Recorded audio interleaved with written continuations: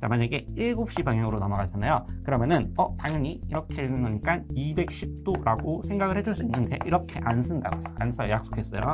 이렇게 반대쪽으로 읽어주기로 했다. 그래서 뭐라고 읽어야 된다고요? 150도라고 읽어야 된다. 무슨 말씀인지 이해가 되시죠?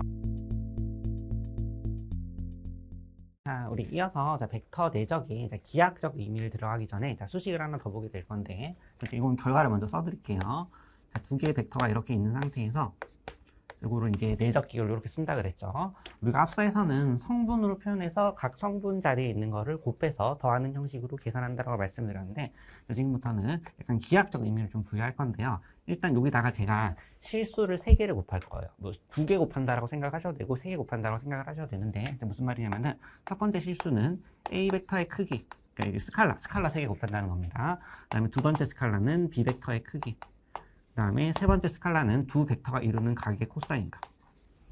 여러분, 얘 스칼라고요. 얘 스칼라고요. 얘 스칼라는 거니까 그냥 스칼라 3개를 이렇게 곱해주시면 됩니다. 그래서 요거를 이제 요 교재에는 이제 정의라고 나와 있는 책도 있고, 정리라고 나와 있는 책도 있는데, 이거 스튜어트 교재 기준으로 여기 이제 띠어럼으로 나와 있을 겁니다. 그래서 우리 앞서에서 그 성분을 바탕으로 해서 얘가 유도가 되거든요. 그냥 받아들이시면 되고, 그럼 먼저 우리가 이제 하나하나 생각을 해볼 건데, 먼저 이 각에 대해서 생각해 볼 필요가 있겠죠. 제가 두 벡터가 이루는 각은 한 번도 제가 언급을 해드린 적이 없거든요. 그래서 이제 두 벡터가 이루는 각에 대해서 얘기를 해야 될 것 같은데, 뭐 예를 들어서 벡터가 이렇게 있고, 또 다른 벡터가 뭐 이렇게 있다라고 쳐봅시다. 두 개의 벡터가 이루는 각을 구하세요. 그러면은 우리가 뭐 공간상에서 뭐 직선의 그 꼬인 위치에 있는 두 직선을 이제 평행하게 만나게 해서 이제 사이각을 체크한단 말이죠. 비슷한 논리로 얘를 적당히 평행이동해서 붙일 거예요. 근데 붙일 때 두 가지 방법이 있는데, 시점을 통일하셔도 되고 종점을 통일하셔도 돼요. 자, 무슨 말이냐면은 시점을 통일하면 이렇게 그려지겠죠. 괜찮죠? 종점을 통일하면 이렇게 그려지거든요. 이해가 되시나요, 여러분? 자, 그러면은 시점을 통일하면은 그때 생성되는 각은 이렇게 읽어주시면 되고, 종점을 통일해서 생성되는 각은 이렇게 읽어주시면 되는데, 두 개는 억각 관계이기 때문에 당연히 같겠죠. 통상의 방법은 시점을 통일하는 거예요. 그럼 제가 시점을 통일한 방법으로 다시 한번 그려볼게요. 한 벡터가 이렇게 있고, 또 다른 벡터를 일단 시점을 통일했을 때, 자, 벡터를 이렇게 표현했다라고 해봅시다. 자, 그럼 이거를 A 벡터라고 하고, 이걸 B 벡터라고 할 건데, 일단 지금 딱 봤을 때 제 눈에 보이는 각은 사실 2개거든요. 여기에 각이 하나가 있고요. 그 다음에 이쪽에도 이것도 각이죠, 당연히. 각도로 재면 나올 거 아닙니까? 자, 그런데 여기서 약속하고 정의했는데 베타는 쓰지 않기로 했어요. 알파만으로 우리가 두 벡터가 이루는 측정각으로 쓰기로 했습니다. 그 말은 두 벡터가 이루는 각에 범위 제한을 걸었다는 겁니다. 알파를 0에서부터 파이까지 걸었다는 거예요. 예를 들어서 원판이 이렇게 있는데 12시 방향으로 벡터 하나를 픽스해 놓고 또 다른 벡터를 시침을 이렇게 돌린다고 생각해 보세요. 이렇게 돌릴 수, 그림을 이거죠. 다시. 자, 1시 방향으로 뻗어가는 벡터는 지금은 두 벡터가 이루는 각이 몇 도죠? 30도 되겠죠. 그 다음에 2시 방향으로 뻗어가는 벡터가 있으면은 두 개가 이루는 게 60도.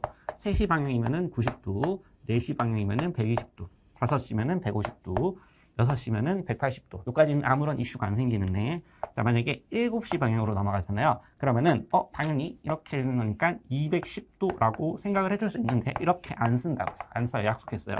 이렇게 반대쪽으로 읽어주기로 했다. 그래서 뭐라고 읽어야 된다고요? 150도라고 읽어야 된다. 무슨 말씀인지 이해가 되시죠? 자, 그래서 두 벡터가 이루는 각은 그 0과 파이 사이로 제약을 했다. 이제 수식적 구조에서 이제 이슈가 발생하지 않기 위해서 정했다라고 보시면 됩니다.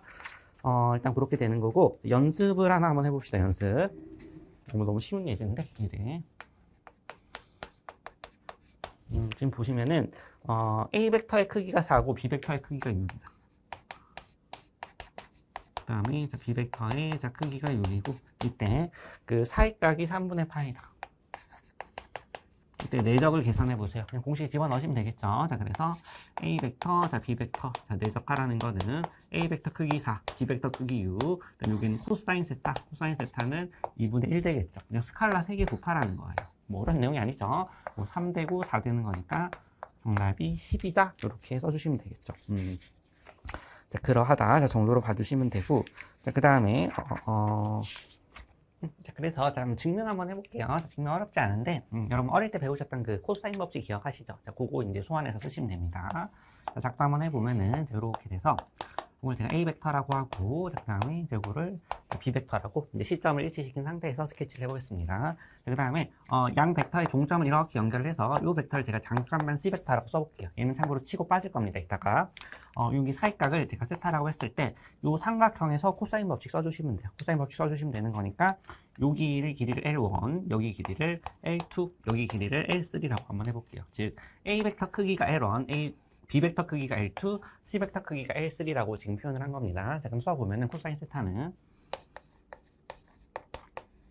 자, 2의 L1, L2 되겠죠? 2의 L1, L2 되는 거고, L1 제곱 더하기 L2 제곱 마이너스 L3 제곱. 이거 그냥 코사인 법칙 쓴 거예요. 자, 이거를 벡터 형식으로 싹 다 갈아 끼울 건데, L3만 좀 봐보세요, 여러분. L3. 이 L3 제곱만 좀 잘 관찰하시면 되는데, L3를 다시 풀었으면은, L3는 이렇게 써줄 수 있겠죠? L3라는 거는 C 벡터의 크기를 얘기하는 건데, C 벡터는 잘 생각을 해보시면은, 방향은 살짝 상관이 없는데, 이렇게 간다고 해볼게요. 이렇게 가는 거는, 이렇게 다시 C 벡터가 이렇게 되지 않습니까? 그러면은 경류 벡터 느낌으로 이렇게 갔다 이렇게 가면 되겠죠. 근데 이렇게 가는 게 B 벡터의 역 벡터죠. 마이너스 B 벡터, A 벡터 되는 거예요. 순서 바꿔 써보면은, A 벡터 마이너스 B 벡터. 자, 이렇게 써주면 되겠죠. 괜찮죠? 자, 그렇게 해서, 우리는 L3 제곱 필요한 거니까, 이렇게 써주시면 되겠죠. 괜찮죠? 근데 여기를 잘 보시면은, 이런 거 설명할 때 이제 매끄럽게 설명하기 위해서 성분을 먼저 설명하는 것 같아요. 제 생각인데. 이거 보시면은, 이건 이렇게 되는 거죠, 여러분. 어떤 벡터의 크기는 우리가 앞에서도 했지만, 우리 앞에 이런 거 있었죠. A 벡터랑 내적하면은, A 벡터 크기의 제곱. 바로 직전에 했단 말이죠. 근데 이거를 거꾸로 읽어주시면은, 얘를 보고, 이렇게 돌아서 읽을 수도 있겠죠. 무슨 말인지 이해되시죠? 그래서 얘를 보고 C 벡터 2개 내적했다라고 읽어주실 수도 있겠죠. 그래서 얘는 다시 써보면은 C 벡터 2개 내적으로 거꾸로 써줄 수 있거든요. 근데 C 벡터의 소스 자체가 얘잖아요. 그래서 A 벡터 내적 B 벡터, A 벡터 내적 B 벡터. 근데 방금 앞선 티어럼에 의해서 분배 가능하다 그랬잖아요. 그래서 분배 가능한 거니까 A 벡터 내적, 그 다음에 A 벡터 B 벡터 내적. 그 다음에 이렇게 해주시면은 마이너스 A 벡터 B 벡터. 이렇게 해주시면 플러스 B 벡터 이렇게 되겠죠. 여기까지 동의하시죠? 그런데 또 우리 앞선 띄어럼에 의해서 벡터는 자리 바꿔도 된다 그랬잖아요. 내적은 교환 법칙이 성립하는 거니까. 그럼 얘와 얘는 지금 뭔가 잘못됐죠. 잠시만요. A 벡터 마이너스 B 벡터, 그 다음에 마이너스 A 벡터 B 벡터. 맞게 쓴 거 맞죠? 자, 그래서 이거 다시 한번 써볼게요. 다시 한번 써보면은 A 벡터 2개 내적하고 요거는 A 벡터 2개 있는 건데, 여러분 다시 이것도 줄여서 쓰면은 이렇게 써줄 수 있겠죠. 근데 A 벡터 크기가 우리 L1이라고 한 거니까 이거는 L1의 제곱에 뒤쪽에는 마이너스 2의 A 벡터 B 벡터, 그 다음에 뒤쪽에는 L2의 제곱 이렇게 써줄 수 있겠네요. 여기까지 따라오셨죠? 저도 뭐 외워서 하는 게 아니라서요. 집어넣어 볼게요. 집어넣으면 되겠네요. 그래서 요거가 뭐가 되는 거냐면요, 지금 여기 되는 거거든요. 근데 원래 우리가 찾아야 되는 건 분자만 보시면은 L1 제곱에 L2 제곱에 얘 빼라는 거잖아요. 그래서 L1 제곱, L2 제곱에 얘를 빼주시면 이거 지워지겠죠. 지워지고 얘만 부호 바뀌겠네요. 그래서 준식이 어떻게 되는 거냐면은 얘가 부호가 바뀌는 거니까 2의 A 벡터, B 벡터, 내적이 이렇게 남겠죠. 괜찮죠? 그 다음에 밑에도 2의 A 벡터, 이거 L1이 A 벡터 크기인 거니까 B 벡터 크기 이렇게 써주면 되겠네요.